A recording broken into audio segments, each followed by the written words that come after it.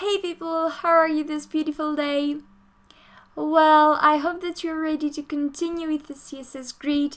If it's your first time here, my name is Eleftheria and I'm taking this CSS Grid challenge from FreeCodeCamp and I'm showing you my solutions. I don't know if these solutions are unique, but for me, it's working, so I'm sure they will work for you also. If you like this kind of content, don't forget to like and subscribe, and thank you very much for all the support. Let's do this.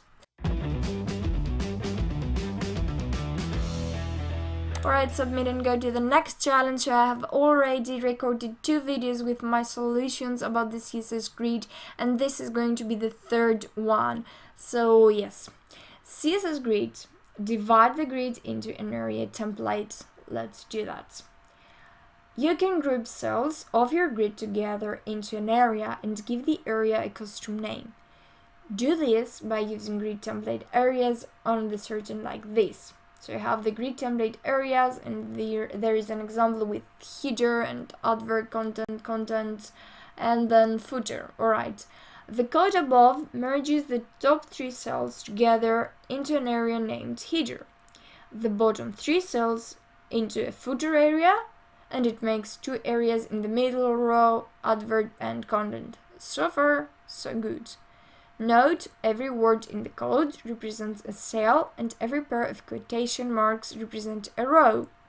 In addition to custom labels, you can use a period to designate an empty cell in the grid. Place the area templates so that the cell labeled adverb becomes an empty cell. Okay, so if I understand everything correctly, I have to go to the grid template areas, and then it says that the adverb should be an empty cell, and in order to do that, it says here that I can use the period. Let's do that and then click to see if everything is correct, and yes, they are. So you can submit and go to the next challenge. Yay! So now it says place items in grid areas using the grid area property. After creating an areas template for your grid container as shown in the previous challenge, you can place an item in your custom area by referencing the name you gave it. To do this, you use the grid area property on an item like this. .item grid area header. Okay, got this. This lets the grid know that you want an item class to go to the area named header. In this case, the item will use the entire top row because the whole row is named as the header area. Place an element with the item 5 class in the footer area using the grid area property. This shouldn't be very hard. So I have the grid area and I'm going to give it a property of footer, and we have this grid panel here, and we are correct and ready to continue. Use grid area without creating an areas template. Alright, so the grid area property you learned in the last challenge can be used in another way. If your grid doesn't have an areas template to reference, you can create an area on the fly for an item to be placed like this. So you have item 1 and then grid area 1, 1, 2 and 4.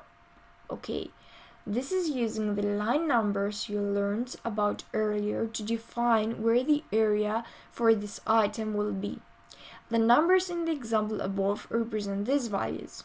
Okay, I think this is going to be important. So you have the grid area, and the first number is horizontal line to start at. The second number is the vertical line to start at. Okay, so the first and second numbers are the horizontal and vertical, but they are the line to start at. The third is the horizontal line to end at, and the fourth one is the vertical line to end at. Okay, so the first and the second one are the starting points, whereas the third and the fourth one are the ending points.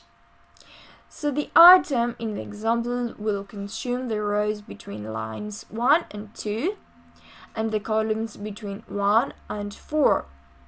Okay.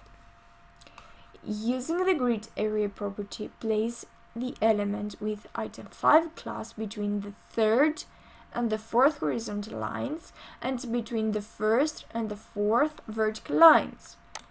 So I will grab the grid area, I'm going to item 5, and then we have, so it says third and fourth, third and fourth, this is third, okay, and between the first and again the fourth,